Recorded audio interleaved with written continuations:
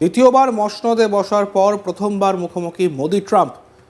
শুক্রবার ভারতীয় সময় ভোরে ওয়াশিংটনে দ্বিপাক্ষিক বৈঠকের পর সাংবাদিক বৈঠক করেন তারা। সেখানেই বাংলাদেশের প্রসঙ্গ ওঠে।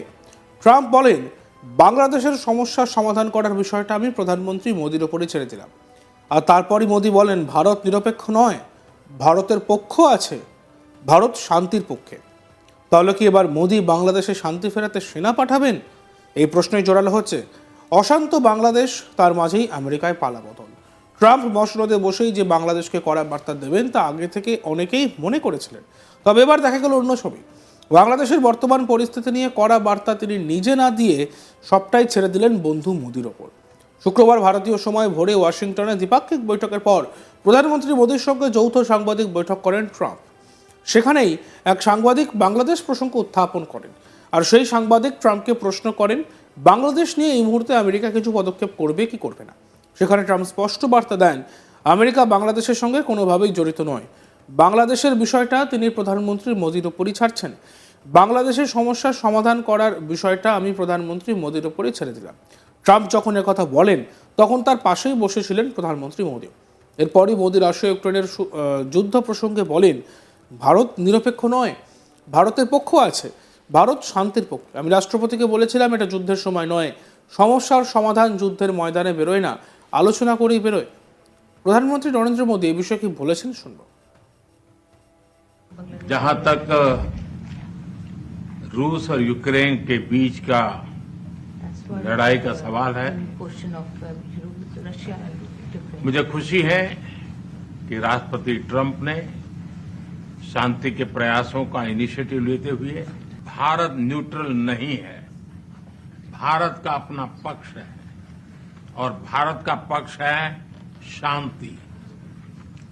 हम पहले दिन से ही, और मैंने राष्ट्रपति पुतिन को उनकी मौजूदगी में मीडिया के सामने कहा था कि ये समय युद्ध का नहीं है, और मेरा एक कन्विक्शन है कि समस्याओं का समाधान युद्ध के मैदानों में नहीं निकलता है, वो टेबल पर चर्चा करके ही निकलता है। মসনদে বসার আগেই ট্রাম্প বাংলাদেশের বর্তমান পরিস্থিতি নিয়ে কড়া বার্তা দিয়েছিলেন। ইউনূস সরকারের আমলে সেদেশে হিন্দু সংখ্যালঘুদের উপর অত্যাচারের অভিযোগ উঠেছে। সংখ্যালঘু হিন্দুদের উপর ক্রমবর্ধমান নির্যাতনের বিষয়টিকে তিনিও যে মোটে ভালো চোখে দেখছেন না, তা তিনি স্পষ্ট জানিয়েছিলেন। পাশাপাশি তিনি বলেছিলেন, তিনি ক্ষমতায় থাকলে এই পরিস্থিতি তিনি কখনোই হতে দিতেন না। তাই মনে করা হয়েছিল, ট্রাম্প যদি হোয়াইট হাউসে দ্বিতীয় ইনিংস শুরু করেন তাহলে বাংলাদেশকে তিনি কড়া বার্তা দেবেন। তবে বাস্তবে দেখা গেল গোটা বিষয়টাই তিনি আপাতত বন্ধু মোদির উপর ছেড়ে দিলেন। ওয়াশিংটনে দ্বিপাক্ষিক বৈঠকের পর প্রধানমন্ত্রী মোদির সঙ্গে একটি সাংবাদিক বৈঠক করেন ট্রাম্প। সেখানেই বাংলাদেশে ক্ষমতার পালাবদল নিয়ে প্রশ্ন করা হয়েছিল ট্রাম্পকে। একজন সাংবাদিক ট্রাম্পকে জিজ্ঞাসা করেন, আপনি বাংলাদেশ সম্পর্কে কি বলতে চান? এই প্রশ্নের জবাবে ট্রাম্প বলেন, সেখানে আমাদের দেশের কোনো ভূমিকা নেই। এই প্রসঙ্গে ট্রাম্প আরও বলেন, আমাদের দেশের কোনো ভূমিকা নেই, এটি এমন একটি ইস্যু যার উপর প্রধানমন্ত্রী দীর্ঘদিন ধরে কাজ করেছেন এবং বহু বছর ধরে এটি নিয়ে কাজ করেছেন। আমি এখন প্রধানমন্ত্রীর হাতে বাংলাদেশ ছেড়ে দিচ্ছি। কি বলেছেন ডোনাল্ড ট্রাম্প, শুনবো। And Mr. President, what you would like to say about the Bangladesh issue, because we saw and it is evident that how the deep state of United States was involved to regime change during the Biden administration. Then Mohammed Yunus made Junior Soros also. So what is your point of view about the Bangladesh? And what is the role that the deep state played in the situation in Bangladesh? Well, there was no role for our deep state. It was. This is something that the Prime Minister has been working on for a long time and has been worked on for hundreds of years, frankly. I've been reading about it. But I will leave Bangladesh to the Prime Minister. প্রসঙ্গত কিছুদিন আগেই America বাংলাদেশকে সব রকম অর্থ সাহায্য দেওয়া বন্ধের ঘোষণা করেছিল। এরপরেই ইউনূসের উপদেষ্টারা বলতে শুরু করে যে বাংলাদেশের রোহিঙ্গাদের জন্য বরাদ্দ কমায়নি আমেরিকা, এটা একটা ফলস ন্যারেটিভ তৈরি করার চেষ্টা চলছে। আমেরিকা 47তম প্রেসিডেন্ট হিসেবে শপথ নেওয়ার পরই বেশ কিছু বড় সিদ্ধান্ত নেন ডোনাল্ড ট্রাম্প। ভারত বাংলাদেশ চাপানোতরের মধ্যেই এবার ঢাকার ওপর চাপ বাড়ালো আমেরিকা। বাংলাদেশের সব প্রজেক্টে আর্থিক সাহায্য বন্ধ করল ট্রাম্প সরকার। বাংলাদেশের স্বাস্থ্যক্ষেত্রের উন্নতিতে কয়েকশো কোটি টাকা সাহায্য করে আমেরিকা। স্বাভাবিকভাবেই এর ফলে আরও বিপাকে ইউনূস। বাংলাদেশে হিন্দুদের উপর অত্যাচারের ঘটনায় সরব হয়েছে ভারত। সীমান্তে কাঁটা তার লাগানো নিয়ে ইউনূস সরকার বাধা দিচ্ছে, তাতে করে উত্তেজনা ছড়িয়েছে সীমান্তবর্তী এলাকায়। সীমান্তের মানুষজন জানান যে বাংলাদেশ থেকে লোকজন এসে নাকি তাদের উপর হামলা চালাচ্ছে। এইসবের কথা মাথায় রেখে বাংলাদেশকে এবার মজা শেখাতে নড়ে চড়ে বসেছে নয়াদিল্লি। বাংলাদেশের কর্মকাণ্ডের বিষয়ে আমেরিকাকে জানায় ভারত। সম্প্রতি আমেরিকার মসনদে বসেছেন ডোনাল্ড ট্রাম্প। আর গোটা বিশ্ব জানে মোদির সঙ্গে ট্রাম্পের বন্ধুত্ব কতটা নিবিড়। আর সেই বিষয়কে মাথায় রেখে বাংলাদেশ যাতে কোনো বেশি বাড়াবাড়ি না করে তার জন্য এবার আমেরিকার সঙ্গে গভীর আলোচনা সেরেছেন ভারতের বিদেশমন্ত্রী এস জয়শঙ্কর। তিনি ট্রাম্পের শপথ গ্রহণ অনুষ্ঠানে উপস্থিত ছিলেন আর সেই সফরের মাঝে এই বিষয়ে আলোচনা করেছিলেন বলে জানা গিয়েছে। ইউনুসকে মজা শেখাতে এবার প্ল্যান কষেছে ভারত। আমেরিকায় ভারতীয় দূতাবাসে সাংবাদিক সম্মেলন করেন বিদেশমন্ত্রী এস জয়শঙ্কর। আর সেখানেই তিনি স্পষ্টত জানান বাংলাদেশের বিষয়ে আলোচনা হয়েছে, তবে আমি বলতে চাই সান ফ্রান্সিসকোয় আমাদের কনসুলেটে হামলার বিষয়টি অত্যন্ত উদ্বেগের। যারা অভিযুক্ত তাদের বিরুদ্ধে কড়া পদক্ষেপ করা হবে বলে আশা রাখি। কি বলেছেন বিদেশমন্ত্রী এস জয়শঙ্কর, শুনে নিন।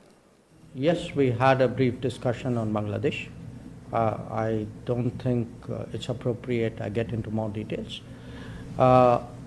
On the second question, I didn't on this occasion raise those issues, but I do want to say that the arson attack on our consulate in San Francisco is a very, very serious matter, and it is something which we expect accountability, and we would like to see that people who did it are held responsible.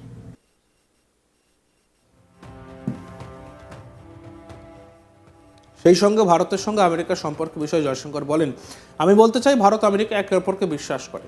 Modi ও ট্রাম্পের মধ্যে সম্পর্ক খুবই ভালো। দুপক্ষের মধ্যে মানে প্রধানমন্ত্রী এবং রাষ্ট্রপতির মধ্যে আলোচনা হবে এবং প্রধানমন্ত্রী মোদি খুব শীঘ্রই রাষ্ট্রপতি ট্রাম্পকে ফোন করবেন এবং তেমনটাই হয়েছে। ডিফেন্স এবং নিরাপত্তা খুবই বড় একটি বিষয়, আমাদের কাছে বড় চ্যালেঞ্জ। প্রতিনিয়তই নিজেদের কিভাবে বেটার করা যায়। কি বলেছিলেন বিদেশমন্ত্রী এস জয়শঙ্কর, শুনে নিন।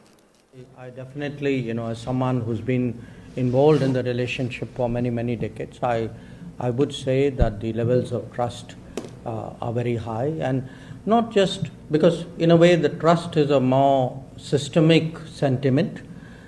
I would also say there's a very visible chemistry between Prime Minister Modi and President Trump, and that also in a sense percolates through the system and reinforces that comfort and trust that you have referred to.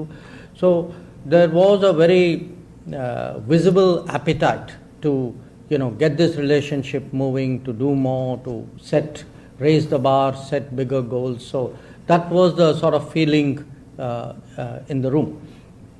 Now, in terms of your query about and what Yashwant also raised about possible meeting between the leadership, between the Prime Minister and the President. Look, I mean the administration has just come in. দেখতে থাকুন আজ তাক বাংলা। ভিডিওসগুলি ভালো লাগলে like করবেন, comment করবেন, share করবেন, চ্যানেলটিকে সাবস্ক্রাইব করতে ভুলবেন না।